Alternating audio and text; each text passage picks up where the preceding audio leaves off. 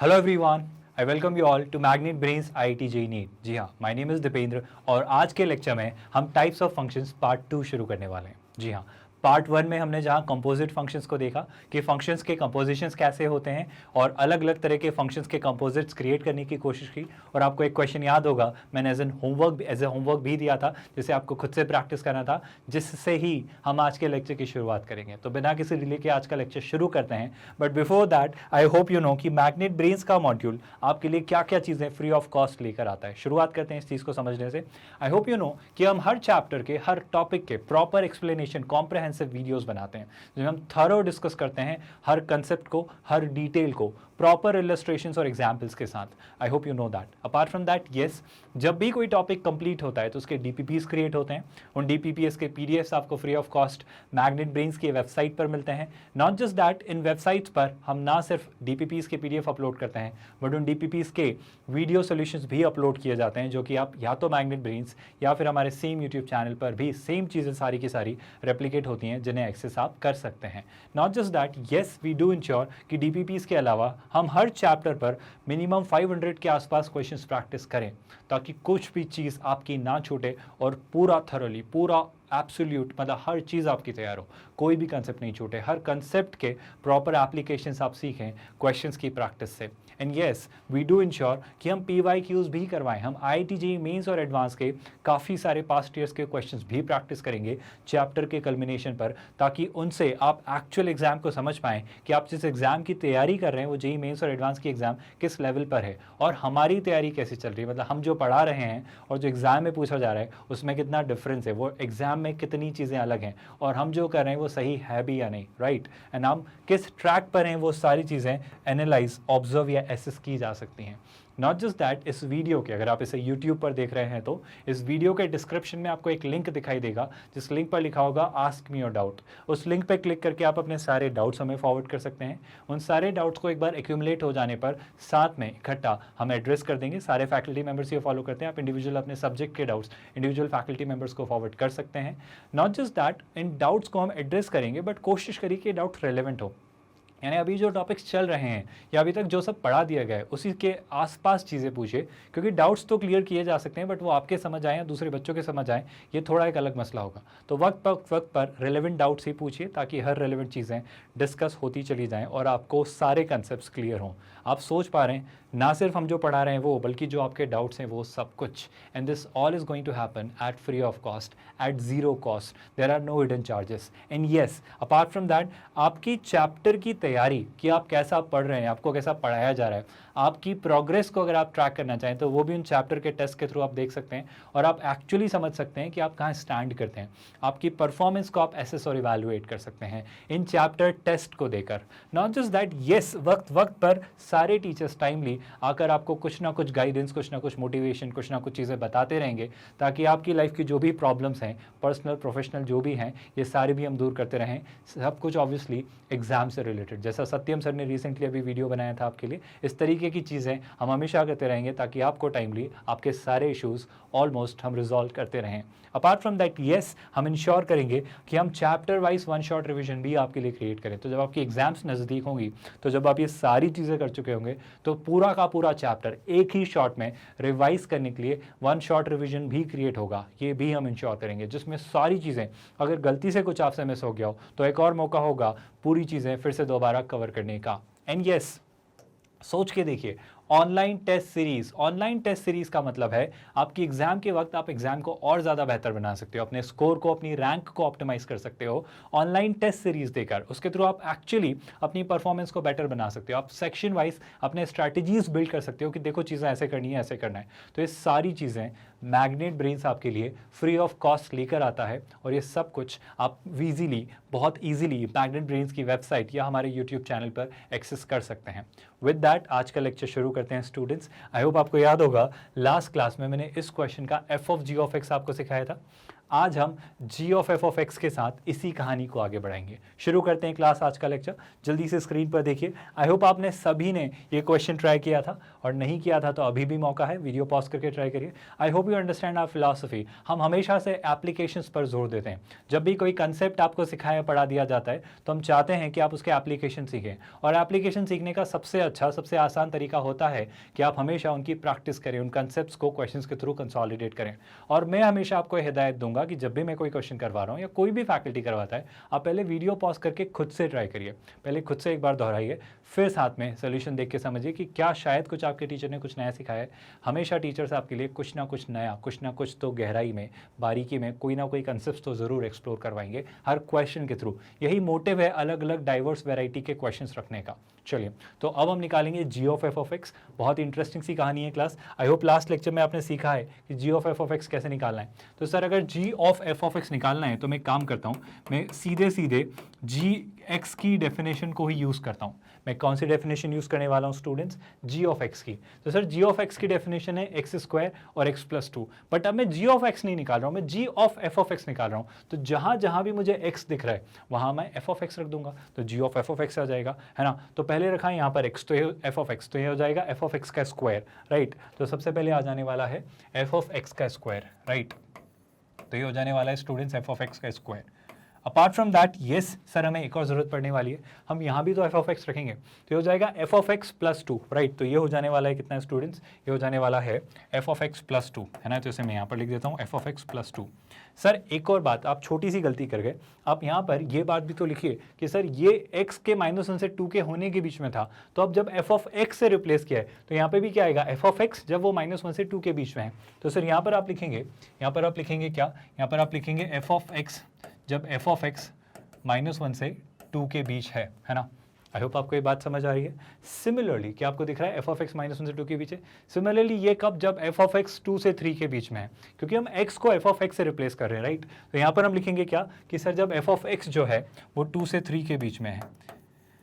I hope यहाँ तक आपको कोई भी कन्फ्यूजन नहीं है और चीज़ें आपको बहुत क्लियरली समझ आ रही हैं। विद दैट थोड़ा और आगे बढ़ते हैं स्टूडेंट्स। अब मैं एफ ऑफ एक्स की भी अगर वैल्यू देखूँ तो sir F of x function को भी दो पार्ट्स में ब्रेक कर रखा है, तो एफ ऑफ एक्स की भी दो डेफिनेशन आएगी। सर अगर एफ ऑफ एक्स की भी दो डेफिनेशन आने वाली है तो एक काम करते हैं, यहाँ भी इसका भी एक रेप्लिका क्रिएट कर लेता हूँ और इसका भी एक रेप्लिका क्रिएट कर रहा हूँ, क्योंकि एफ ऑफ एक्स की पहले डेफिनेशन यहाँ लिख देंगे, दूसरी इसी के रेप्लिका में यूज़ कर लेंगे। तो एफ ऑफ एक्स की भी सर दो डेफिनेशन हैं। कौन सी दो डेफिनेशन है स्टूडेंट्स? पहली डेफिनेशन मैं पहले इज इट इज इसका यही रेप्लिका क्रिएट करता हूँ, तो मैं यहाँ पे लिख लेता हूँ एफ ऑफ एक्स का स्क्वायर। कब सर? जब एफ ऑफ एक्स -1 से 2 के बीच में है। आई होप आपको ये बात समझ आ रही है। सर सिमिलरली इसका भी एक रेप्लिका क्रिएट कर लेते हैं, यहाँ पर भी लिख लेते हैं F of x plus two. कब? जब सर एफ ऑफ एक्स जो था वो 2 से 3 के बीच में है। आई होप आपको यहाँ तक सारी चीज़ें बड़ी ही आसानी से क्लियर हो रही हैं और यहाँ तक आपको कोई भी कन्फ्यूजन नहीं है। अपार्ट फ्रॉम दैट सर अब एफ ऑफ एक्स की दोनों डेफिनेशंस यूज़ करेंगे। अभी मैंने जी ऑफ एफ ऑफ एक्स लिखा, अब मैं आउटसाइड इन अप्रोच में एफ ऑफ एक्स की वैल्यू रिप्लेस करना शुरू करूंगा। आई होप आपको कहानी समझ आ रही है। तो एफ ऑफ एक्स की पहली वैल्यू है एक्स प्लस वन जब x is less than equal to one. F of x की पहली वैल्यू है एक्स प्लस वन जब x is less than equal to one. तो ध्यान से सुनिएगा, एफ ऑफ एक्स की वैल्यू में एक्स प्लस वन यहाँ रिप्लेस कर रहा हूँ, है ना। तो एफ ऑफ एक्स की पहली वैल्यू जो है, जो कि है एक्स प्लस वन, मैं यहाँ पर रिप्लेस करने जा रहा हूँ स्टूडेंट्स। तो ये क्या लिख रहा हूँ मैं इसे लिखूंगा एक्स प्लस वन। लेकिन ये एक्स प्लस वन कब लिखेंगे स्टूडेंट्स? सर ये एक्स प्लस वन तब लिखेंगे जब आपका एक्स जो है वो less than equal to one है। सर जो आपका एक्स था सर, यानी आप यहाँ पे लगा दीजिए एंड, वो था less than equal to one. Sir एक और जगह रख लीजिए, एक बार और हमें लिखना होगा, तो अगर यहाँ लिखा तो एक बार यहाँ भी लिख लेते हैं। इस एफ ऑफ एक्स की जगह भी मैं एक्स प्लस वन रख देता हूँ, क्योंकि मुझे दोनों जगह रखना होगा, दोनों अलग अलग केसेस में। और यहाँ पर भी x कब सर? जब x जो है सर वो क्या होना चाहिए? सर वो होना चाहिए less than equal to one. I hope you remember, ये आपका एफ ऑफ एक्स है यहाँ पर और यहाँ पर ये आपका एफ ऑफ एक्स है। आई होप इसे लेकर आपको कोई भी कंफ्यूजन या डाउट नहीं है। विद दैट थोड़ा और आगे बढ़ेंगे students. Sir F of x की एक और डेफिनेशन है, आपने यूज़ नहीं की। एफ ऑफ एक्स की एक और डेफिनेशन है 2x प्लस वन। इसकी डेफिनेशन जब 2x प्लस वन है तो वो भी ट्राई कर लेते हैं स्टूडेंट्स। इसकी जब डेफिनेशन है 2x प्लस वन, तो यहाँ इस वाले एफ ऑफ एक्स की जगह मैं रखूँगा 2x प्लस वन, राइट। तो इसकी जगह हम रखेंगे कितना स्टूडेंट्स? यहाँ पर रख देते हैं 2x प्लस वन, है ना। ये आपका एफ ऑफ एक्स स्टूडेंट्स। और सिमिलरली इस एफ ऑफ एक्स की जगह भी मैं क्या रख दूंगा स्टूडेंट्स? इसकी जगह भी मैं रख दूंगा 2x प्लस वन। बशर्ते ये 2x प्लस वन जब आपने रखा है तब x क्या होता है स्टूडेंट्स? सर तब x जो होता है वो होता है 1 से 2 के बीच में, 1 से 2 के बीच में, एक्सक्लूडिंग 1 इंक्लूडिंग 2। सर उस केस में x जो है वो 1 से 2 के बीच में होता है और 1 को आप एक्सक्लूड कर देते हैं और 2 को आप इंक्लूड कर लेते हैं। आई होप आपको ये पूरी प्रोसेस इजीली समझ आ रही है और आपको क्लियर हो रहा है कि हम क्या कहना या क्या करना चाह रहे हैं, और यहाँ तक आपको चीज़ें बहुत अच्छे से क्लियर हैं आई बिलीव। बट सर एक छोटा सा कंडीशन और आप डालेंगे कि सर अभी यहाँ पर ये जो एफ ऑफ एक्स लिखा हुआ है ये एफ ऑफ एक्स थोड़ी है, ये तो एफ ऑफ एक्स की करस्पॉन्डिंग वैल्यू आएगी ना, जैसे एफ ऑफ एक्स प्लस 1 है, ये 2x प्लस 1 है, यहाँ का एफ ऑफ एक्स प्लस 1 है और ये F of x 2x plus 1 है, तो आपको तो ये वैल्यूज़ रिप्लेस करनी होंगी ना, तो सर ये वैल्यूज़ भी रिप्लेस कर देते हैं। तो जल्दी से शुरुआत करते हैं क्लास। यहाँ पर इस एफ ऑफ एक्स की जगह क्या रख दूंगा, इस एफ ऑफ एक्स की जगह मैं रखूंगा x प्लस 1। आई होप चीज़ें बहुत कॉम्प्लिकेटेड सी नहीं हो रही हैं आपके लिए और आपको चीज़ें स्मूथली समझ आ रही हैं। क्या आपको क्लियर हो रहा है कि ये एक ही स्टेप में, मतलब एक ही बार में हम पूरा कर सकते हैं। बस लास्ट टाइम जब हमने किया तो आपके लिए पहली बार मैंने वो पूरा सॉल्व करके बताया, तो तब मैंने सोचा कि मैं पूरा डिटेल में आपको बताऊं, बट इस बार आई थिंक ये जो मैं ओवरलैप करते चले जा रहा हूँ ये आपको इजीली समझ आ रहा है। जैसे इस बार जो एफ ऑफ एक्स की डेफिनेशन थी वो क्या थी, 2x प्लस 1, तो इस एफ ऑफ एक्स को हम रिप्लेस करेंगे 2x प्लस 1 से। तो यहाँ पे ये जो एफ ऑफ एक्स दिख रहा है स्टूडेंट्स, इसे हम रिप्लेस कर देंगे 2 टाइम्स x प्लस 1 से, तो मैं इसे यहाँ पर लिख दूंगा 2 times x plus 1। I hope ये भी आपको क्लियर हो रहा है। सर यहाँ पर एफ ऑफ एक्स क्या है, सर यहाँ पर एफ ऑफ एक्स प्लस 1 है, तो इस एफ ऑफ एक्स को मैं वापस किससे रिप्लेस कर दूंगा स्टूडेंट्स, इसे मैं वापस x प्लस 1 से रिप्लेस करूंगा। नॉट जस्ट दैट सर, यहाँ पर जो एफ ऑफ एक्स है ये एफ ऑफ एक्स है 2x प्लस 1, तो इस एफ ऑफ एक्स को हम 2x प्लस 1 से रिप्लेस कर देंगे, तो ये एफ ऑफ एक्स भी कितना हो जाएगा स्टूडेंट्स, सर ये भी हो जाएगा 2x प्लस 1। तो ये अभी तक की हमारी कहानी है।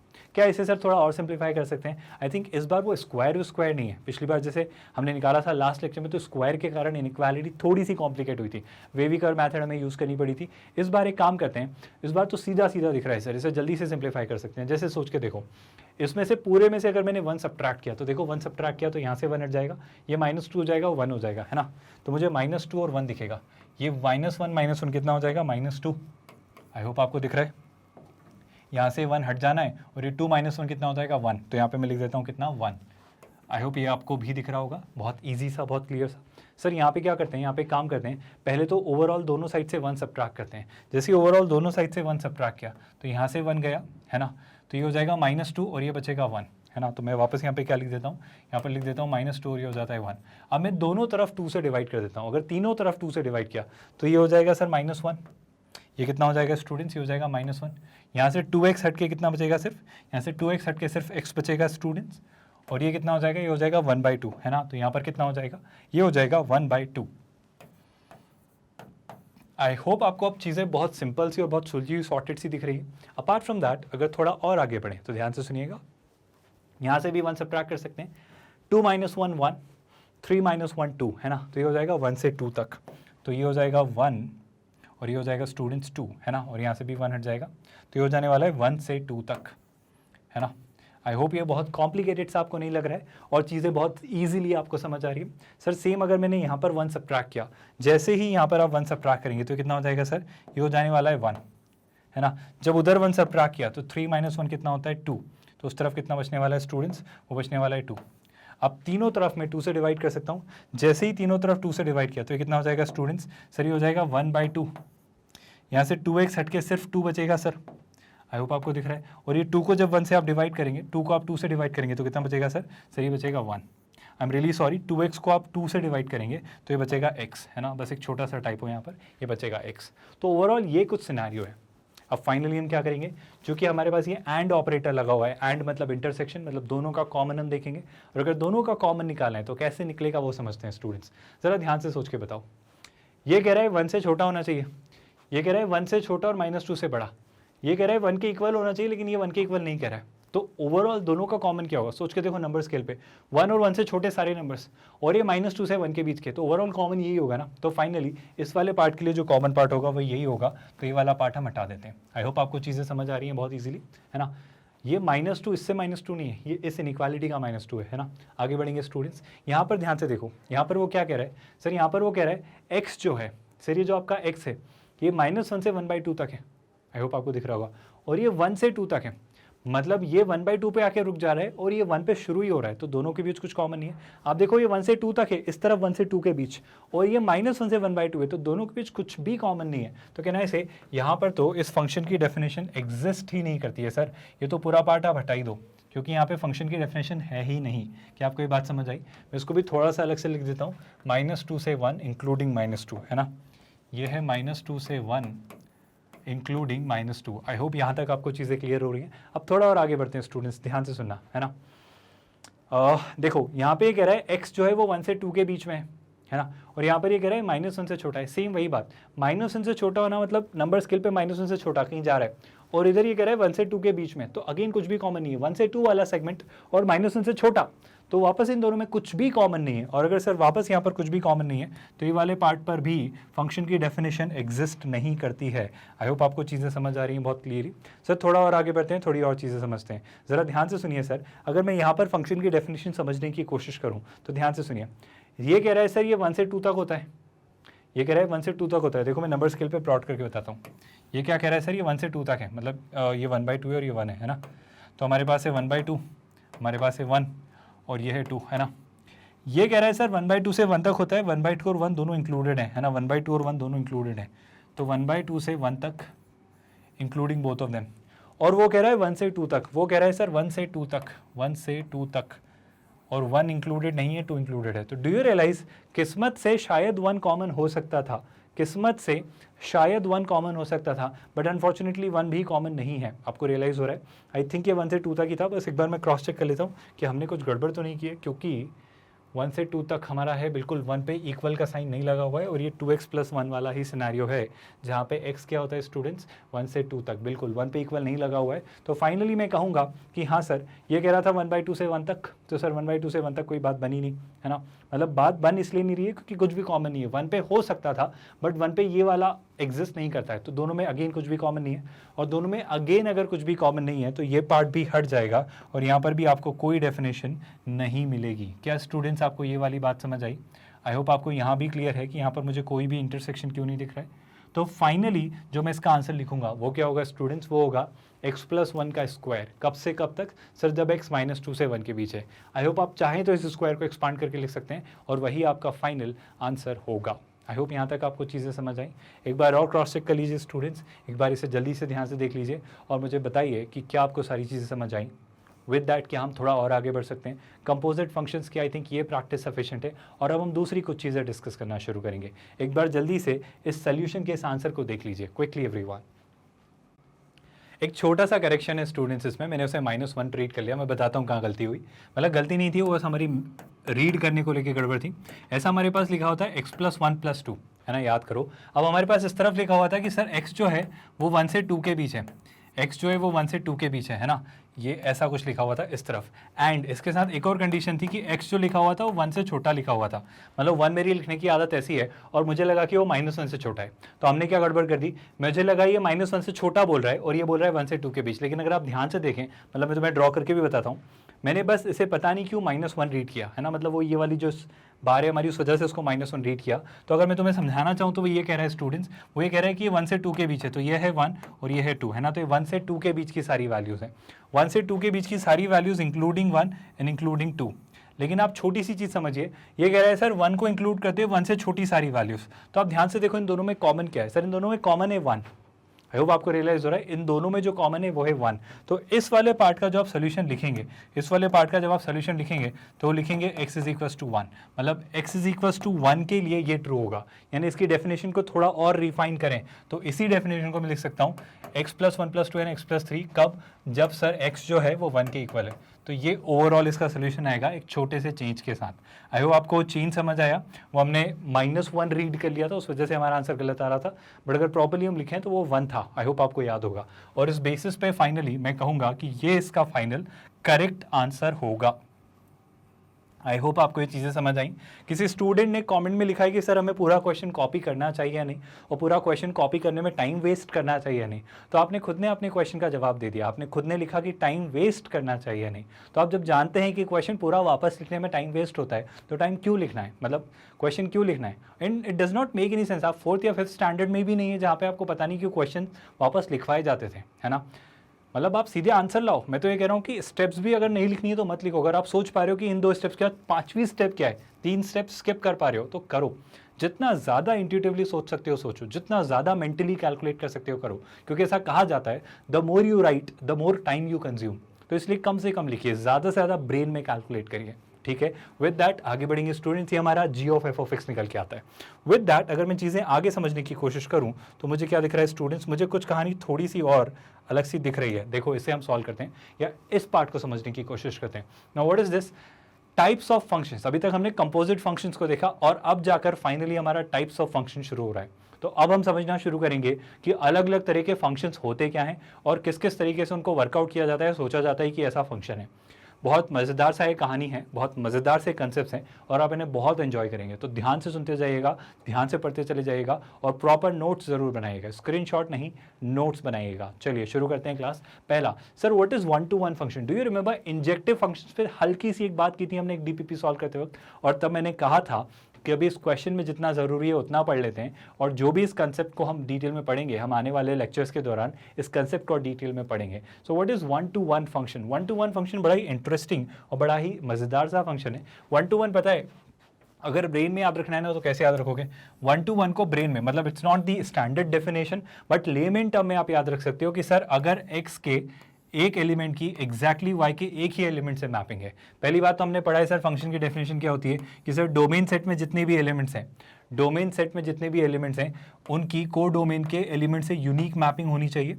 मतलब वहाँ पर एक यूनिक एलिमेंट एग्जिस्ट करना चाहिए जो मैप्ड हो डोमेन के सारे एलिमेंट्स के साथ individually. But apart from that yes we do know कि को डोमेन सेट के अंदर कुछ एलिमेंट्स खाली हो सकते हैं, मतलब कुछ एलिमेंट्स की प्री इमेज हो, ऐसा ज़रूरी नहीं है, है ना। मतलब कुछ एलिमेंट्स खाली भी हो तो चलेगा, बशर्ते बस ये कंडीशन हो कि डोमेन के सारे एलिमेंट्स की एग्जैक्टली एक एक ही इमेज हो। मतलब ऐसा ना हो सर कि इसकी, मतलब लेट्स से यहाँ पर एक और एलिमेंट है, इसकी भी यही मैपिंग होगी। तो आप सोचो इसकी इससे मैपिंग है, इसकी इससे मैपिंग है, बट इन दोनों की इसी सेम एलिमेंट से मैपिंग है, तो फिर हम इसे कहेंगे 1-1 मैपिंग नहीं। ये 1-1 मैपिंग नहीं है। 1-to-1 मैपिंग का मतलब है कि हर एलिमेंट की एग्जैक्टली एक ही इमेज होनी चाहिए, यूनिक तो यूनिक, बस एक ही इमेज होनी चाहिए और एक ही इमेज के साथ उस एलिमेंट की, को डोमेन के एलिमेंट की डोमेन सेट में जो प्री इमेज है वो भी एक ही होनी चाहिए, दो नहीं होनी चाहिए, एक से ज़्यादा नहीं होनी चाहिए। आई होप आपको बात समझ आ रही है।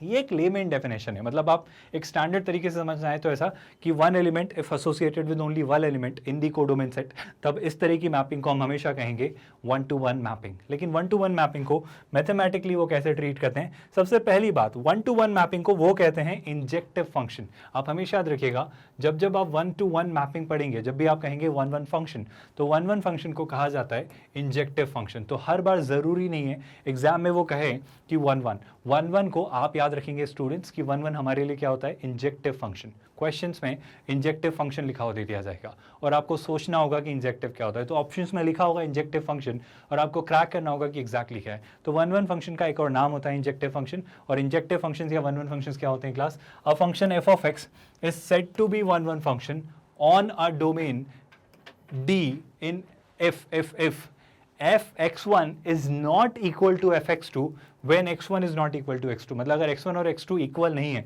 मतलब अगर सर x1 और x2 दो अलग अलग एलिमेंट्स हैं तो उनकी जो मैपिंग है f ऑफ x1 और f ऑफ x2 वो भी इक्वल नहीं होनी चाहिए, वो भी अलग होनी चाहिए। अगर ये दोनों अलग अलग हैं, मतलब जितने भी x1 सारे हैं, x1 x2 x3 x4 जितने भी x में एलिमेंट्स हैं, अगर वो अलग अलग हैं तो उनकी मैपिंग भी अलग अलग होनी चाहिए। उनकी किसी भी दो एलिमेंट्स की या दो से ज़्यादा किसी की भी कॉमन मैपिंग नहीं होनी चाहिए, मतलब सेम इमेज को पॉइंट आउट नहीं करें।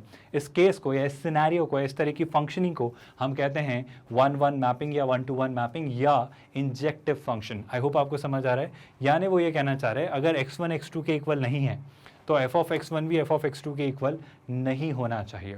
एक एग्जाम्पल से और समझने की कोशिश करते हैं, जैसे √x। देखो मैं ये नहीं कह रहा हूँ कि आप ले लो y² = x, ये तो पहली बात तो फंक्शन ही नहीं है, इसमें तो प्रॉब्लम है, इसमें बहुत सारी गड़बड़ है ना। तो इसके बजाय मैं आपसे कहना चाह रहा हूँ कि आप लीजिए, बहुत ध्यान से सुनिएगा, आप ये भी मत लीजिएगा कि y = ±√x, ये भी फंक्शन की डेफिनेशन का वायलेशन हो जाएगा, यहाँ पर भी प्रॉब्लम आ जाएगी। वैसे यहाँ तो नहीं आएगी, लेकिन ये 1-1 नहीं रहेगा। आई रिपीट, ये फंक्शन तो है बट ये 1-1 नहीं है। 1-1 क्यों नहीं है हम समझते हैं। मतलब y² = x भी कोई प्रॉब्लम मेरे ख्याल से तो नहीं होगी, बिल्कुल नहीं होगी। जैसे अगर x की वैल्यू 4 है तो बिल्कुल ये फंक्शन नहीं है, ये फंक्शन का वायलेशन है, लेकिन ये फंक्शन है। अभी तो मतलब हम इस लड़ाई को पता नहीं क्यों लड़ रहे हैं, बट अगर फंक्शन है या नहीं है ये कहानी को अगर मैं स्किप करूं तो ये फंक्शन होने के बावजूद भी इंजेक्टिव यानी 1-1 फंक्शन नहीं होगा। देखो पहले तो मैं क्यों कह रहा हूँ कि ये फंक्शन नहीं है, आप सोचो, आप y की वैल्यू क्या ले लेते हो, लेते x की वैल्यू ले लेते हो 4। अब x की वैल्यू अगर 4 ले लेते हो तो y की वैल्यू क्या हो सकती है? -2 और 2। तो आप सोच के देखो x की एक वैल्यू 4 के लिए दो वैल्यूज़ हैं, कौन कौन 2 n -2, तो ये तो प्रॉब्लम होगी ना सर, ये डेफिनेशन थोड़ी होती है फंक्शन की। फंक्शन में x की एक वैल्यू y की दो वैल्यूज़ को पॉइंट आउट थोड़ी करता है। So this is clearly a violation of the definition of function, so this is not a function. But sir ये फंक्शन हो सकता है कि हाँ सर ये फंक्शन है, क्योंकि सोच के देखो अगर x की वैल्यू लेता हूँ मैं 4, अगर मैं लेता हूँ x की वैल्यू 4 है ना, तो x की वैल्यू 4 लेने पे आप ध्यान से देखो यहाँ पे भी गड़बड़ कर दी हमने। x की वैल्यू जैसे ही 4 ली तो y की वैल्यू क्या होगी, 4 का √2, तो हो जाएगा +2 n -2, तो वापस ये इसी का एक्सटेंशन है। आई होप यू अंडरस्टैंड, जब y स्क्वायर x के इक्वल है तो y किसके इक्वल होगा, प्लस माइनस √x के।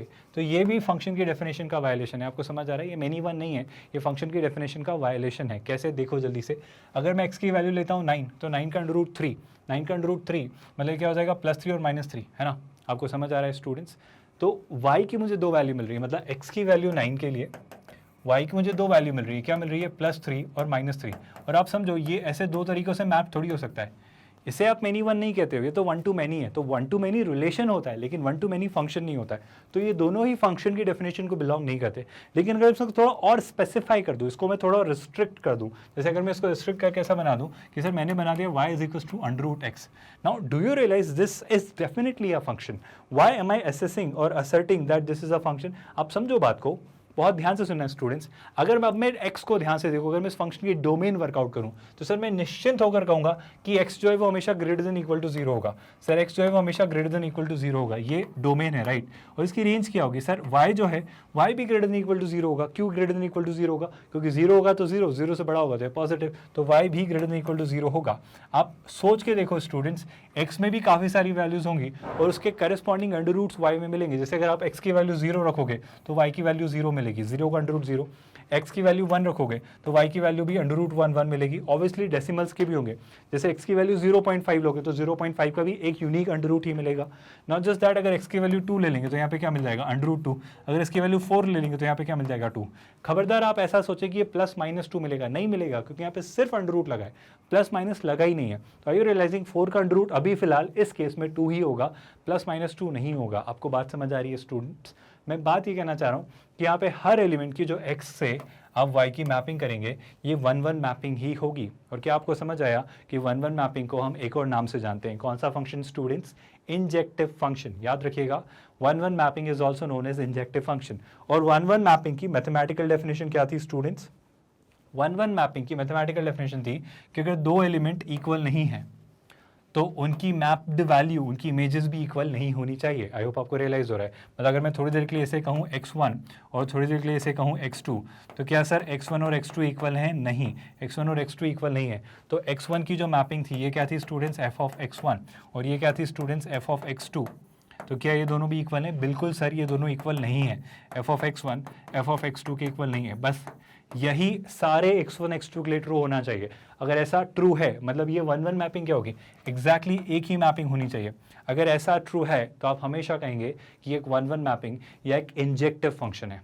क्या आप 1-1 मैपिंग से आप मैनी वन मैपिंग समझ पा रहे हैं कि मैनी वन मैपिंग कैसी होगी। और क्या आपको दिमाग में ये क्लियर हो रहा है कि 1 to मैनी मैपिंग होना इम्पॉसिबल है, क्योंकि वो फिर फंक्शन की डेफिनेशन का वायलेशन होगा।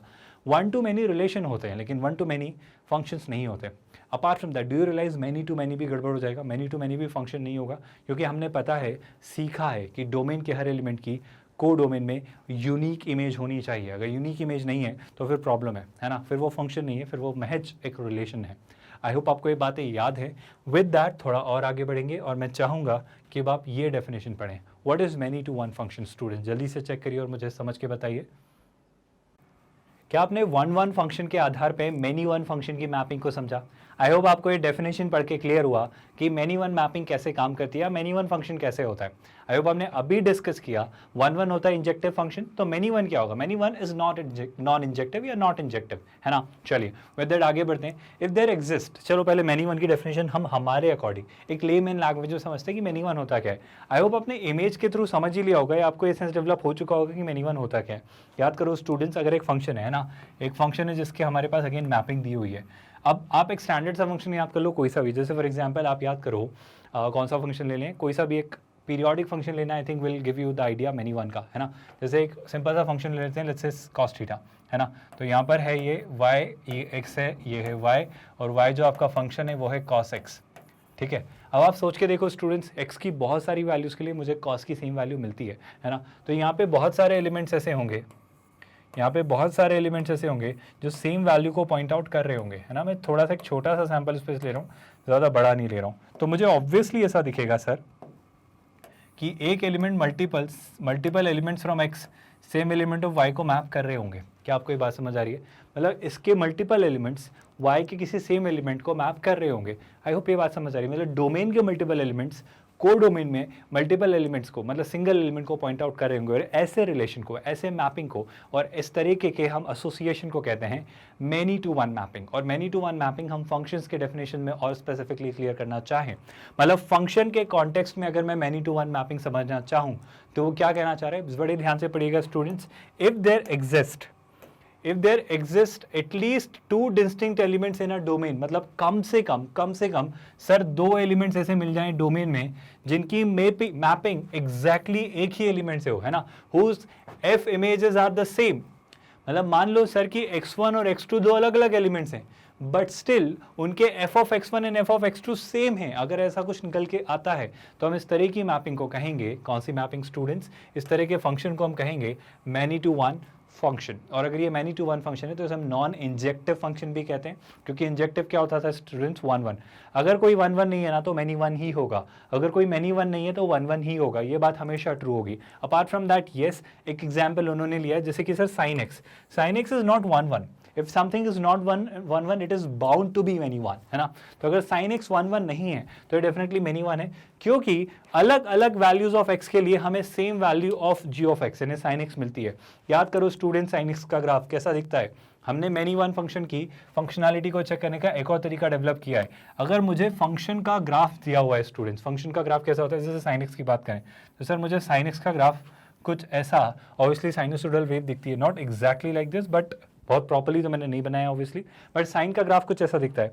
अब मैनी टू वन चेक करने का तरीका बड़ा सिंपल सा है सर। आप एक काम करिए, आप एक्स एक्सिस के पैरेलल एक लाइन ड्रॉ करिए। आई थिंक अगर मैंने यहाँ पर एक एक्स एक्सिस के पैरेलल लाइन ड्रॉ की तो आप बात समझो स्टूडेंट्स, ये जो लाइन हमने पैरेलल ड्रॉ की है, ये देखो ये कोई पॉइंट होगा, लेट्स से 1/2 है, तो सर ये 1/2 यहाँ भी हो रहा है, यहाँ भी हो रहा है। एक्स की इस वैल्यू पर भी 1/2 है, एक्स की इस वैल्यू पर भी 1/2 है, यहाँ not just that, I am getting infinitely many points on the x axis जिनके लिए साइन एक्स की वैल्यू 1/2 है। मतलब साइन एक्स इस x की बहुत सारी वैल्यूज़ के लिए 1/2 होता है। मेरा कहने का मतलब बड़ा सिंपल सा है, मतलब यह है स्टूडेंट्स की अलग अलग वैल्यूज़ ऑफ x के लिए मुझे सेम वैल्यू ऑफ y मिल रही है।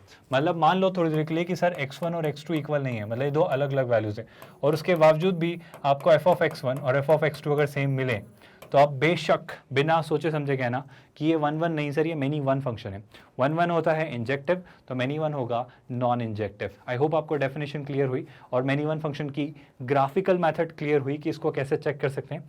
जैसे हमने सीखा था कि कोई रिलेशन देखना है वो फंक्शन है भी या नहीं, तो हम वाई एक्सिस के पैरेलल एक लाइन ड्रॉ करते थे, और अगर उसे एक से ज़्यादा पॉइंट पे अगर इंटरसेक्ट करती थी तो कैसा रिलेशन होता था, वो वन टू मैनी रिलेशन होता था। और वैसे रिलेशन को हम फंक्शन नहीं कहते थे, क्योंकि वो फंक्शन की बेसिक डेफिनेशन का वायलेशन होता था।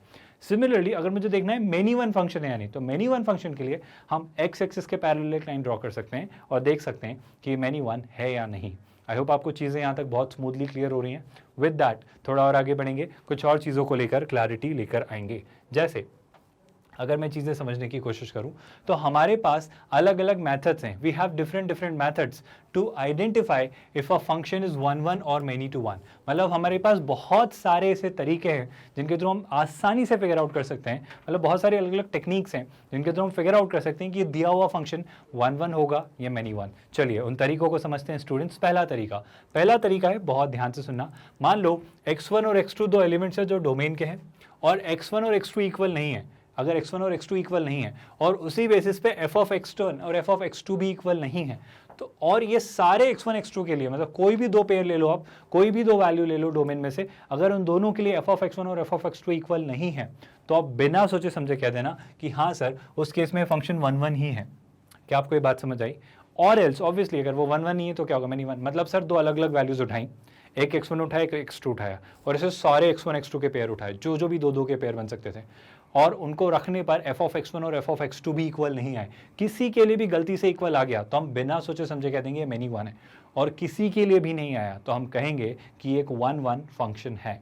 क्या आपको ये बात समझ आई स्टूडेंट्स? ये एक बड़ा स्टैंडर्ड सा लेंदी सा तरीका है, एक एसओपी बोलेंगे हम इसको, कि स्टैंडर्ड ऑपरेटिंग प्रोसीजर ये होगी कि सर ऐसे तो बिल्कुल चेक कर ही सकते हैं, बट डू यू रियलाइज कि डोमेन्स हमेशा फाइनाइट नहीं होती हैं, डोमेन्स इनफाइनाइट होती हैं। बहुत बार ऑब्वियसली अक्सर आपको सिर्फ फंक्शन की डेफिनेशन देख के क्लियर हो जाएगा कि 1 1 हो गया मेनी वन।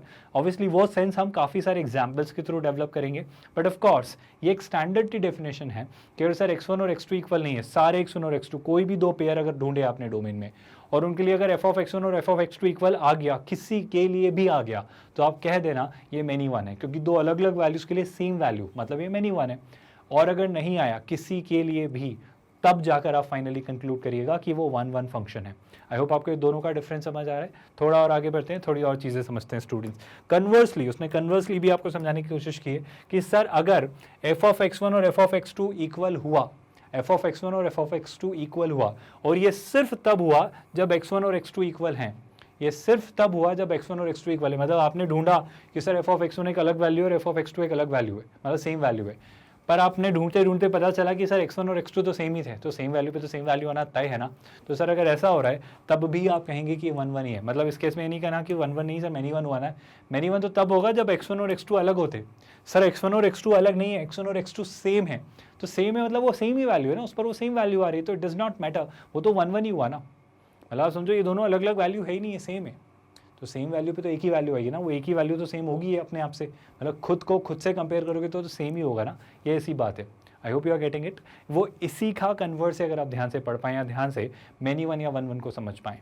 थोड़ा और आगे बढ़ते हैं स्टूडेंट्स, एक और प्रॉपर्टी समझते हैं या एक और तरीका समझते हैं, अप्रोच, कि हम कैसे चेक करेंगे कि कोई फंक्शन 1 1 है या मेनी वन। ध्यान से पढ़िएगा स्टूडेंट्स, अगर एक फंक्शन इंटायरली इंक्रीजिंग है या डिक्रीजिंग है, अगर एक फंक्शन इंटायरली इंक्रीजिंग या डिक्रीजिंग है तो डेफिनेटली वो फंक्शन 1 1 या मेनी वन होगा। अब सोच के देखो स्टूडेंट, जैसे अगर मैं एक कंप्लीटली एब्सोल्युटली इंक्रीजिंग फंक्शन का एक एग्जांपल लूँ, ये बढ़ते ही चला जा रहा है, बढ़ते ही चला जा रहा है, तो सर ये बढ़ता ही चला जा रहा है, तो ये बढ़ता ही चला जा रहा है तो कभी झुकेगा ही नहीं, कभी गिरेगा ही नहीं, कभी इसका मैक्सिमा मिनिमा ऐसे अटेन नहीं होगा लोकल या ग्लोबल।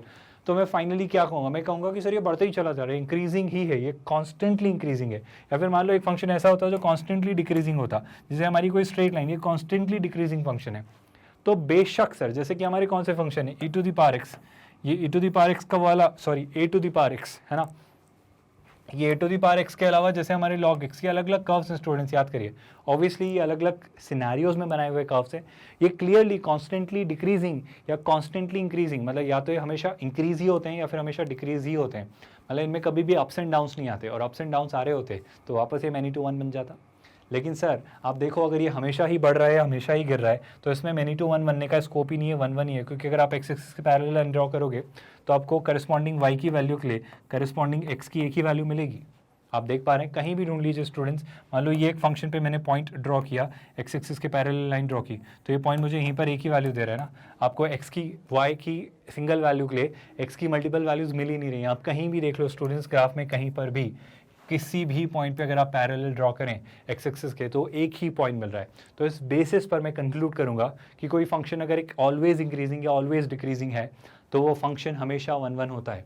इससे एक और बात निकल के आती है कि अगर फंक्शन 1 1 नहीं है, मतलब अगर वो इंजेक्टिव नहीं है, तो डेफिनेटली कैसा होगा, वो डेफिनेटली नॉन इंजेक्टिव यानी मेनी वन होगा। यानी फंक्शन अगर नॉन इंक्रीजिंग है, अगर वो हमेशा इंक्रीज नहीं हो रहा है, अगर वो हमेशा डिक्रीज नहीं हो रहा है, तो डेफिनेटली उसका क्या होना तय है, उसका मेनी वन होना तय है, उसका मेनी वन होना फिक्स्ड है। जैसे हमारे ट्रिग्नोमेट्रिक फंक्शंस कैसे होते हैं स्टूडेंट्स, साइन उठता है गिरता है, उठता है गिरता है, तो वो कॉन्स्टेंटली इंक्रीजिंग या कॉन्स्टेंटली डिक्रीजिंग नहीं है, और अगर वो ऐसा नहीं है तो 1 1 तो होने से रहा, और जब कोई फंक्शन 1 1 नहीं हुआ तो उसका मेनी वन होना तय है। आई होप आपको ये लैंग्वेज समझ आ रही है और ये प्रॉपर्टीज़ या ये तरीके समझ आ रहे हैं किसी भी फंक्शन को मैनी वन या 1 1 चेक करने के। विद दैट थोड़ा और आगे बढ़ते हैं, कुछ और चीज़ें समझते हैं स्टूडेंट्स। आई होप यहाँ तक आपको कोई भी डाउट नहीं है, ये सारी चीज़ें क्लियर है। विद दैट थोड़े और तरीके देखेंगे जिनके थ्रू हम समझेंगे कि किसी फंक्शन को मेनी वन या 1 1 कैसे चेक किया जाता है। जैसे any continuous function which has at least one local maxima or one local minima is bound to be a many one function। आपको मेरी बात समझ आ रही है?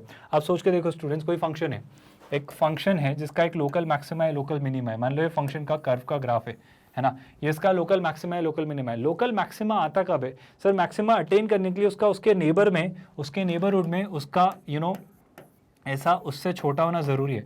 मैक्सिमा और मिनिमा का कंसेप्ट जब हम एप्लीकेशन ऑफ डेरिवेटिव पढ़ेंगे तब हम जरूर सीखेंगे, मतलब जब हम कैलकुलस शुरू करेंगे, जब हम डिफरेंशिएशन पढ़ेंगे, तब हम जरूर मैक्सिमा और मिनिमा का कंसेप्ट पढ़ेंगे। बट फिलहाल के लिए मैं बस इतना कह देना चाह रहा हूँ कि अगर कोई फंक्शन का ग्राफ ऐसा है कि वो एक पीक, वो एक हाईएस्ट पॉइंट या एक डर्थ, एक लोएस्ट पॉइंट अचीव कर रहा है, तो लोएस्ट पॉइंट ग्राफिकली इमेजिन करो आप कब अचीव करेगा, वो तभी अचीव करेगा ना जब वो ऐसे गिरते गिरते गिरते कहीं नीचे एकदम गिर के उठना शुरू करेगा। और अगर कोई गिर के उठा तो आप सोचो, आप एक्स एक्सिस के पैरेलल जैसे एक लाइन ड्रॉ करोगे तो सर एक्स की अलग अलग वैल्यूज़ के लिए वाई की वैल्यू सेम मिलना तय है। आप सोच के देखो सर, अगर कोई उठ के गिरा, मतलब अगर कोई अपना मैक्सिमा अटेन कर रहा है, तो अगर आप x axis parallel line draw करोगे तो एक्स की अलग अलग वैल्यू के लिए वाई की सेम वैल्यू मिलना फिर से तय है। वो ये कहना चाह रहा है कि अगर कोई भी कर्व, कोई भी ग्राफ अगर एक लोकल मैक्सिमा, इसे हम कहते हैं लोकल मैक्सिमा, ऑल्दो हम इस बात को डिटेल में पढ़ेंगे तो घबराना मत अगर ये नहीं समझ आए तो। इस पॉइंट को आप कहते हो लोकल मिनिमा। ऐसे ग्लोबल मैक्सिमा, ग्लोबल मिनिमा भी होते हैं, हम इन्हें डिटेल में पढ़ेंगे जब हम कैलकुलस पढ़ेंगे, जब हम फंक्शंस पढ़ेंगे।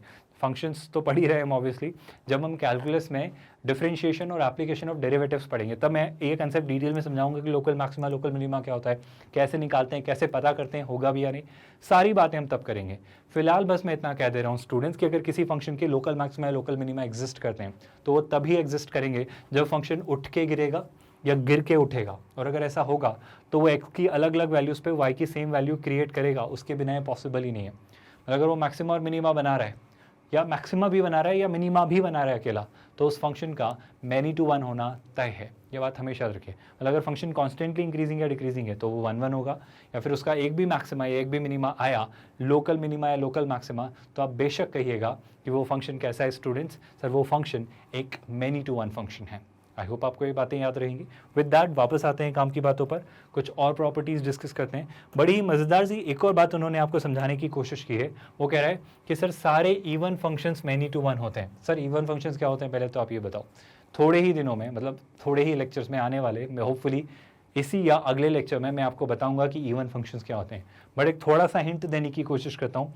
इवन फंक्शंस जनरली वो फंक्शंस होते हैं जो वाई एक्सिस के रिस्पेक्ट में सिमेट्रिकल होते हैं। वाई एक्सिस के रिस्पेक्ट में सिमेट्रिकल होना मतलब जैसे मान लो अगर मैं आपके सामने ड्रॉ करूँ एक्स स्क्वायर का ग्राफ, तो सर एक्स स्क्वायर का ग्राफ कुछ ऐसा बनेगा।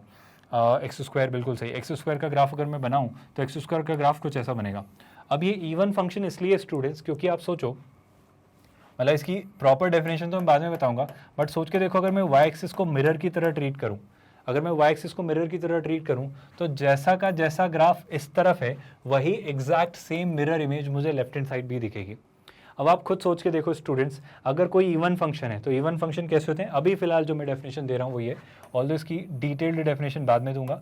कोई भी फंक्शन अगर एक इवन फंक्शन है मतलब वो वाई एक्सिस के रिस्पेक्ट में सिमेट्रिकल होता है, वो सिमेट्रिकल होता है with respect to y axis. I hope आपको ये बात याद रहेगी। ऑल्दो इसका डिटेल्ड एक्सप्लेनेशन हम आने वाले लेक्चर्स में देखेंगे कि एग्जैक्टली एक इवन फंक्शन होता क्या है। बट आप सोचो कोई भी फंक्शन अगर वाई एक्सिस के रिस्पेक्ट में सिमेट्रिकल है तो डेफिनेटली उस पर वापस एक्स की अलग अलग वैल्यूज़ के लिए वाई के दो वैल्यूज सेम वैल्यू मिलना तय है। जैसे आप सोचो ना एक्स स्क्वायर का ग्राफ है तो +2 पे या -2 पे दोनों पे आपका +4 मिलना तय है। आपको बात समझ आ रही है। ये हुआ आपका x1 मान लो, ये हुआ आपका क्या x2, तो ये क्या होगा सर, ये होगा f ऑफ x1 और यही होगा f ऑफ x2 भी। क्या आपको समझ आ रहा है। और ग्राफ किसका है स्टूडेंट्स, एक्स स्क्वायर का। तो बेशक सर x1 और x2 जब इक्वल नहीं है ना, I hope you are realising x1 and x2 are not equal. x1 and x2 यानी मैं ये कहना चाह रहा हूँ स्टूडेंट्स की 2 and -2 are not equal. Still what were equal, still f of x1 and f of x2 were equal. f of x1 and f of x2 मतलब f of 2 and f of -2 which were equal to 4। अगर ये equal थे तो हम क्या कहेंगे students, ये definitely एक मैनी टू वन फंक्शन है। मतलब आप ऐसे याद रखो स्टूडेंट्स, बड़ी बेसिक सी बात मैं आपको कहना चाह रहा हूँ कि कोई भी फंक्शन अगर एक इवन फंक्शन है, अभी तक हमने जो जनरल डेफिनेशन समझी वो क्या होती है स्टूडेंट्स, इवन फंक्शन होने का मतलब है कि वो वाई एक्सिस के रिस्पेक्ट में सिमेट्रिकल होता है। मतलब अगर कोई ग्राफ ऐसा जा रहा है इधर तो वो एग्जैक्टली ऐसा का ऐसा इस तरफ भी जाएगा। By the way nothing, this is nothing but what, absolute value function. आपको याद आ रहा है ये कौन सा कर्व है स्टूडेंट्स, ये है f of x is equal to mod of x। I hope आपको याद आ रहा होगा, है ना। और ये भी वाई एक्सिस के रिस्पेक्ट में सिमेट्रिकल है। और जैसे ही कोई वाई एक्सिस के रिस्पेक्ट में सिमेट्रिकल होता है तो आप ध्यान से देखो, आप अगेन एक्स एक्सिस के पैरेलल एक लाइन ड्रॉ करिए और जैसे ही लाइन ड्रॉ की तो सोच के देखो, अगर ये है -3 और ये है +3 तो दोनों पे वैल्यू क्या मिल रही है, दोनों पे 3 मिल रही है। आपको समझ आ रहा है? तो ये वापस कैसा फंक्शन हुआ स्टूडेंट्स? ये वापस मैनी टू वन फंक्शन होगा। तो क्या आपको ये समझ आ रहा है स्टूडेंट्स कि दुनिया के सारे इवन फंक्शंस कैसे होंगे? सर उनका मैनी टू वन होना तय है। उनका मैनी टू वन होना तय इसलिए है क्योंकि वो डेफिनेटली सिमेट्रिकल है, मतलब x की दो अलग अलग वैल्यूज़ के लिए y की सेम वैल्यू मिलेगी, क्यों नहीं मिलेगी? That's for sure is going to happen, है ना? चलिए विद दैट थोड़ा और आगे बढ़ेंगे। अगर आपको इवन फंक्शन समझ आए तो थोड़ी और डिटेल समझेंगे। All polynomials of even degree defined in the domain R have at least one local maxima or minima and hence they are many to one functions in that domain R। इसका क्या मतलब है sir? Sir कोई भी polynomial अगर even degree का है, अगर कोई भी पॉलिनोमियल इवन डिग्री का है, सुनिएगा ध्यान से, बहुत ध्यान से सुनिएगा स्टूडेंट्स, जो पॉलिनोमियल इवन डिग्री के होते हैं का क्या मतलब होता है? जैसे सर एक क्वाड्रेटिक इक्वेशन ले लो आप, है ना, x square plus b x plus c, या फिर कोई पावर 4 वाला ले लो, जैसे कि ले लो x to the power 4 plus b x cube, है ना, plus c x square plus d x plus e. तो ये जो आपने पॉलिनोमियल लिए, ये कैसी डिग्री के हैं स्टूडेंट्स? ये इवन डिग्री के हैं। इवन डिग्री के मतलब इनकी जो हाईएस्ट पावर है वो क्या है? इवन, है ना। तो ये जो पॉलिनोमियल हैं ये इवन डिग्री के पॉलिनोमियल है स्टूडेंट्स, इन्हें याद रखिएगा that they all are even degree polynomial. अब मैं क्या कहना चाह रहा हूँ स्टूडेंट्स, आपको याद है स्टूडेंट्स हमने ऑड डिग्री और इवन डिग्री के पॉलिनोमियल्स के ग्राफ्स को थोड़ा समझने की कोशिश की थी।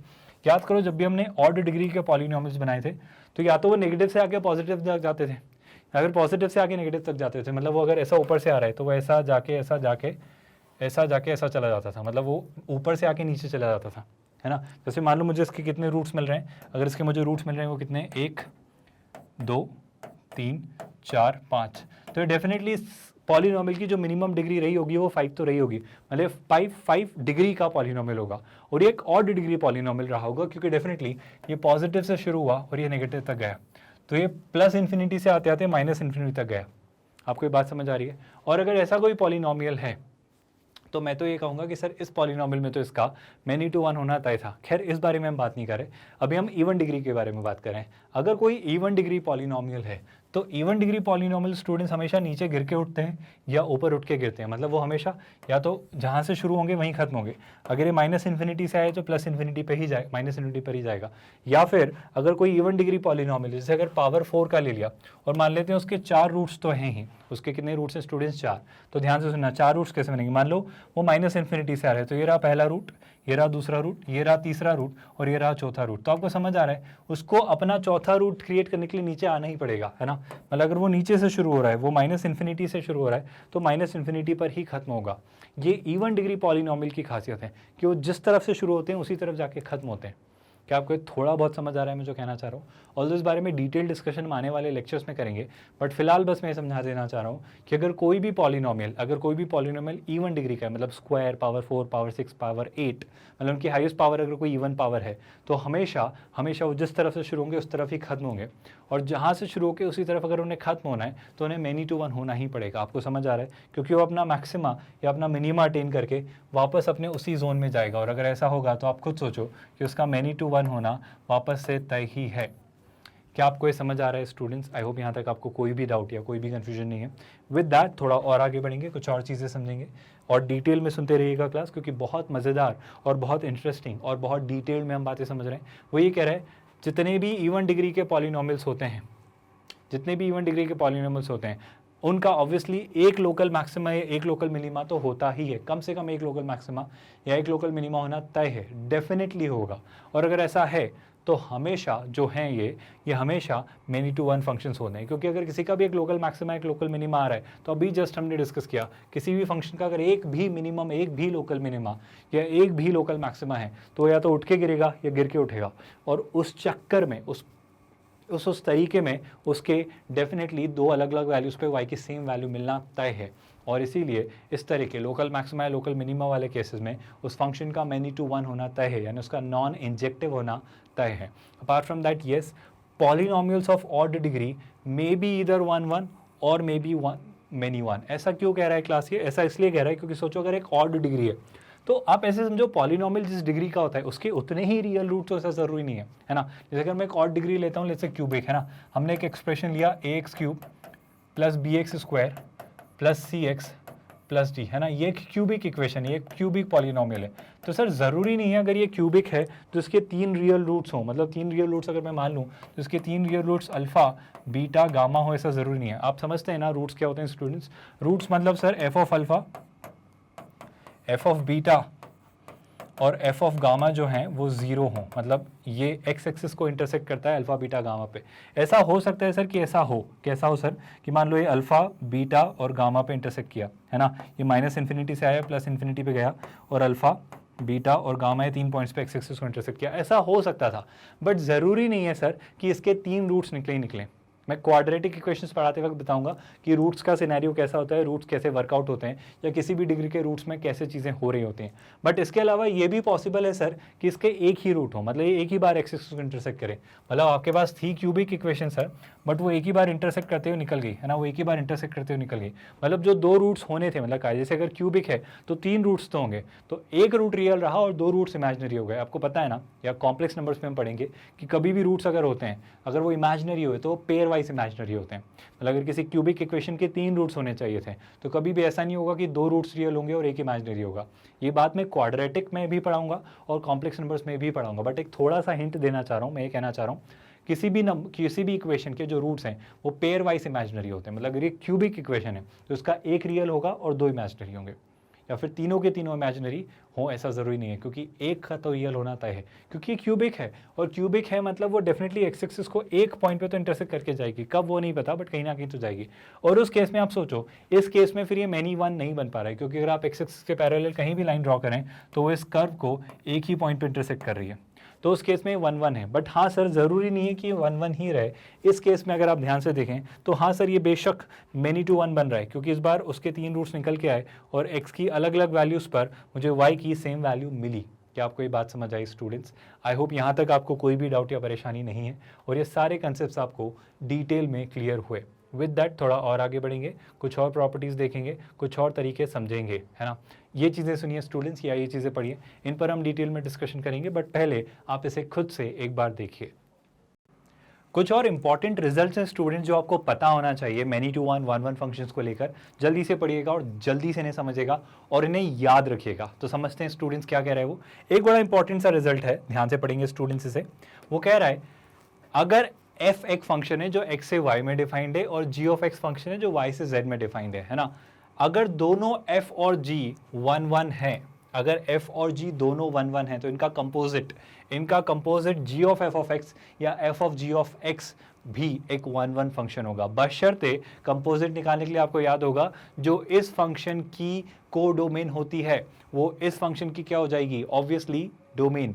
सेम बात यहाँ पे उल्टे में भी ट्रू करनी पड़ेगी। अगर आप निकालना चाहते हैं f of g of x तो फिर उसके लिए आपको वो डोमेन और कोडोमेन का ख्याल रखना होगा। तो उसने आपको ये समझाने की कोशिश की है कि अगर आप कोडोमेन और डोमेन का ध्यान रख पा रहे हो, अगर आप इस तरीके से सोच पा रहे हो, तो आप बस ये याद रखिए कि अगर f x से y में डिफाइंड है और g y से z में डिफाइंड है, ऑब्वियसली इसका जो कोडोमेन है, अगर वो इसका क्या है स्टूडेंट्स, डोमेन, तो उस केस में definitely g of f of x तो डिफाइंड हो ही जाएगा। ये बात तो समझ आ रही है स्टूडेंट्स, क्योंकि g के अंदर क्या पास कर रहे हो आप, g के अंदर पास कर रहे हो f of x, I hope ये आपको दिख रहा है। और g के अंदर अगर मैं f ऑफ x पास कर रहा हूँ, मतलब g के अंदर जो डोमेन जा रहा है वो कौन जा रहा है सर, जो g का डोमेन जा रहा है वो f ऑफ x का क्या जा रहा है, रेंज जा रहा है। तो ये f ऑफ x की रेंज ही है ना, f ऑफ x जो कि g के डोमेन में पास हो रही है, मतलब g के अंदर हम पास कर रहे हैं। ये बात तो जहाँ तक है, पर ये बात याद रखिए कि g of f of x के लिए डिफाइंड होने के लिए ये बात ट्रू होना जरूरी है, जो हम कंपोजिट फंक्शंस पढ़ते वक्त समझ चुके हैं। अभी मेरा मकसद है मैं आपको ये समझा पाऊँ कि सर अगर f ऑफ x एक 1-1 फंक्शन है, अगर g ऑफ x भी एक 1-1 फंक्शन है, तो undoubtedly g of f of x भी एक 1-1 फंक्शन होगा। और f of g of x भी हो सकता है अगर उस केस में उनका उल्टा, मतलब f और g इस तरीके से डिफाइंड हो कि f of g of x defined हो।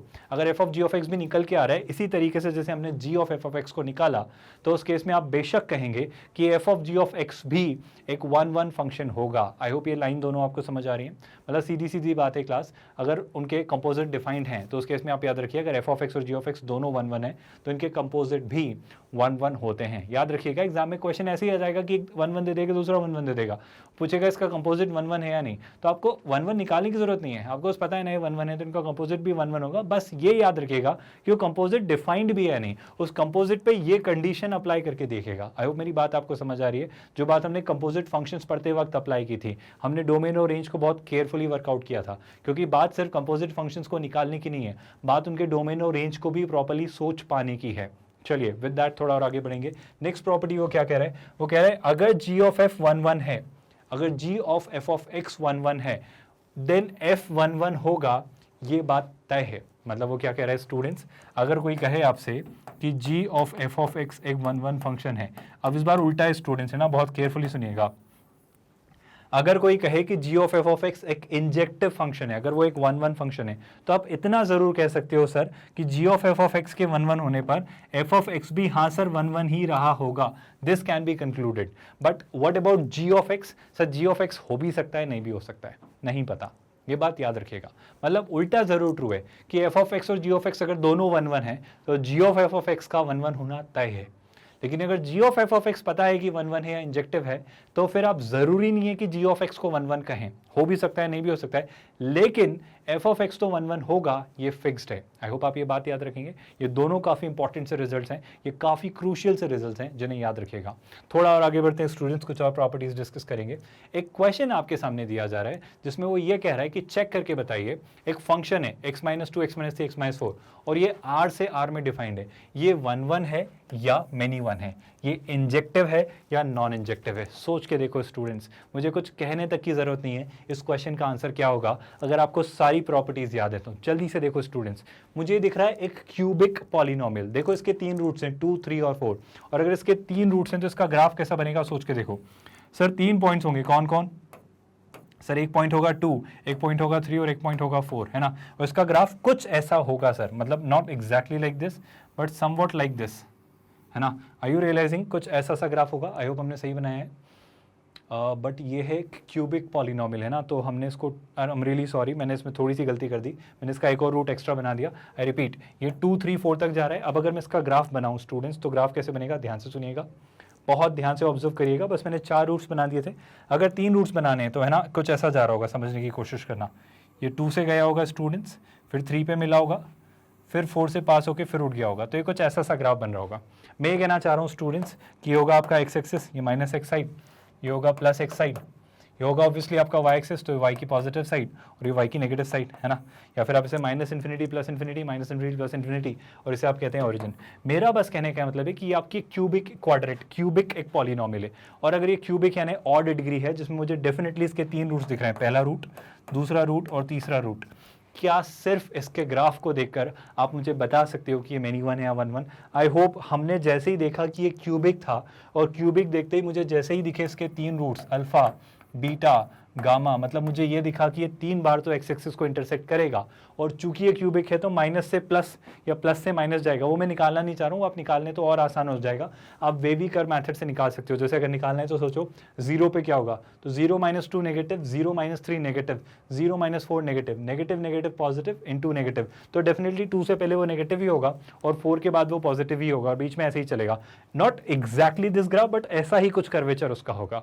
मेरा मसला जो है वो ये कि क्या इसके कर्वेचर को देख के मैं डिसाइड कर पा रहा हूँ ये मेनी 1 है या नहीं। सर दिख रहा है क्लियरली, आप एक्स एक्सिस के पैरेलल कहीं भी एक लाइन ड्रॉ करिए, और अगर आप ड्रॉ करेंगे तो पहला इंटरसेक्शन, दूसरा इंटरसेक्शन और तीसरा इंटरसेक्शन, क्या आपको ये दिखा? और जैसे ही सर ये दिखा, मतलब मुझे दिखा कि y की सेम वैल्यू के लिए x की 1 वैल्यू, 2 वैल्यू और 3 वैल्यू सेम मिली, और अगर x की 3 वैल्यूज़ के लिए मुझे y की सेम वैल्यू मिल रही है, मतलब ये कैसा फंक्शन है स्टूडेंट्स? ये क्लियरली एक मेनी टू वन फंक्शन है, यानी एक नॉन इंजेक्टिव फंक्शन है। मैं इसको ऐसे समझाना चाह रहा हूँ कि बिना ग्राफ बनाए भी आप सिर्फ ये देख कर बता सकते थे कि सर इसके 3 रूट्स हैं, ये क्वाड्रेटिक नहीं है, ये क्यूबिक पॉलिनोमियल है। तो क्यूबिक है, वैसे अगर ये इवन डिग्री होता तो देखने की भी जरूरत नहीं थी, क्योंकि अगर इवन डिग्री होता है तो उसका तो डेफिनेटली एक मैक्सिमा मिनिमा आता ही है, मिनिमम एक मिनिमा एक मैक्सिमा तो आता ही है जब इवन डिग्री का पॉलिनोमियल हो। और अगर वैसा होता है तो वो डेफिनेटली एक मेनी 1 तो बना ही देगा, मिनिमम एक तो मेनी 1 जैसा केस बन ही जाएगा। मैं कहना चाह रहा हूँ अगर ये ऑड डिग्री है तो बस आपको ये इंश्योर करना पड़ेगा कि इसके रूट्स कैसे हैं। अगर इसके 3 रूट्स थे तो डेफिनेटली वो ऊपर नीचे होगा, उसके अप्स एंड डाउन्स आएंगे, उसका मैक्सिमम मिनिमम मिलेगा, और मैक्सिमम मिनिमम लोकल मिले तो मैं कह दूंगा कि वो मैनी टू वन बनना तय है। मतलब बिना ग्राफ बनाए भी अभी तक जो हमने थ्योरी पढ़ी उसके आधार पे आप इसको कह सकते थे कि मैनी वन हो गया 1-1। क्या आपको ये कहानी समझ आई स्टूडेंट्स? आई होप आपको यहाँ तक सारे कंसेप्ट क्लियर हैं। विद दैट थोड़ा और आगे बढ़ते हैं, कुछ और चीज़ें सीखने और समझने की कोशिश करते हैं। फाइनली हम उस पार्ट पर हैं जहाँ पर मैं ये कंक्लूड करके बताना चाहूँगा कि www.magnetbrains.com ये जो वेबसाइट है, यहाँ पर आपको इंडिया का number 1 100% free quality online education मिलता है। यहाँ पर हम सारे सेगमेंट, सारे सेक्टर्स को इंट्रोड्यूस करते हैं और हर चीज़ पर आपको लेक्चर्स मिलते हैं। There is no subscription, there are no hidden charges. पूरा का पूरा कोर्स, पूरे के पूरे मॉड्यूल, सब कुछ आपको एब्सोल्युटली फ्री ऑफ कॉस्ट में मैग्नेट ब्रेन्स प्रोवाइड करता है। हमारे सेम सारे यूट्यूब चैनल्स भी हैं हर सेगमेंट के, जैसा यूट्यूब पर IIT JEE नीट का जो चैनल है मैग्नेट ब्रेन्स का, वो भी एक्सेस कर सकते हैं। यही सारी चीज़ें जो IIT JEE नीट की हैं वो भी सारी वहीं पर भी फ्री ऑफ कॉस्ट एक्सेसिबल हैं। बट मेरा आपको सजेशन है कि अगर आप एक स्ट्रक्चर्ड मैनर में, एक ऑर्गेनाइज मैनर में, एक सिस्टमैटिक मैनर में, chapter wise, subject wise, topic wise या rather to be very honest course wise देखना चाहते हैं तो वेबसाइट पर आइए। यहाँ पर सारी चीज़ें आपके लिए प्रॉपर्ली अरेंज्ड हैं, बहुत सिस्टमैटिक हैं और इसे आप आसानी से अच्छे से देख सकते हैं। नॉट जस्ट दैट, जैसे ही आप अलग अलग सेगमेंट्स देखेंगे, आप अपने पसंदीदा सेगमेंट या डिजायर्ड सेगमेंट पर क्लिक करिए, वो सेक्शन आपके सामने ओपन होगा। उस सेक्शन में जिस भी सब्जेक्ट को आपको देखना है उसके वॉच नाउ पर क्लिक करिए, वो सब्जेक्ट आपके सामने ओपन हो जाएगा। हम यहाँ पर इंश्योर करते हैं कि हम आपको क्वालिटी एजुकेशन इंडिया के टॉप टीचर से प्रोवाइड करवाएं, है ना। This is our responsibility. Not just that, हम इंश्योर करते हैं कि जब भी आप किसी भी सब्जेक्ट पर क्लिक करेंगे उस सब्जेक्ट के सारे चैप्टर्स के सारे सेगमेंट्स ओपन हो जाएंगे। आप उन्हें एक्सपांड करिए, यहाँ पर आपको सारे लेक्चर्स, उनके वीडियोस, DPPs, उनके PDFs, उनके वीडियो सॉल्यूशंस और सब कुछ आपको प्रॉपर्ली अरेंज्ड सिस्टमैटिकली मिलता है। बाय द वे यही सारी सेम चीज़ें आप हमारे यूट्यूब चैनल पर भी एक्सेस कर सकते हैं। तो जैसे ही आप वॉच नाउ पर क्लिक करेंगे, यहाँ पर बफर फ्री वीडियोज़ आप प्ले कर सकते हैं, यहीं पर फुल स्क्रीन में देख सकते हैं और सारी चीज़ें प्रॉपर्ली यहाँ पर आपके लिए सिस्टमैटिकली ऑर्गेनाइज्ड हैं। नॉट जस्ट दैट, यही सारी सेम चीज़ें यूट्यूब चैनल पर भी रेप्लिकेट होती हैं। वहाँ पर भी वी इंश्योर कि हम आपको 100% free online quality education provide करें। So this is all about Magnet Brains students. अगर आपको सच में इन वीडियोस से काफ़ी कुछ सीखने को मिल रहा है, आप एंजॉय कर रहे हैं सीखना और पढ़ना, तो इन वीडियोस को ज़रूर लाइक करिए। मोस्ट इंपॉर्टेंट थिंग, अगर आप अपडेटेड रहना चाहते हैं, अगर आप नोटिफाइड रहना चाहते हैं तो इस चैनल को सब्सक्राइब करके रखिए ताकि आपको टाइमली सारी चीज़ें पता चलती रहें।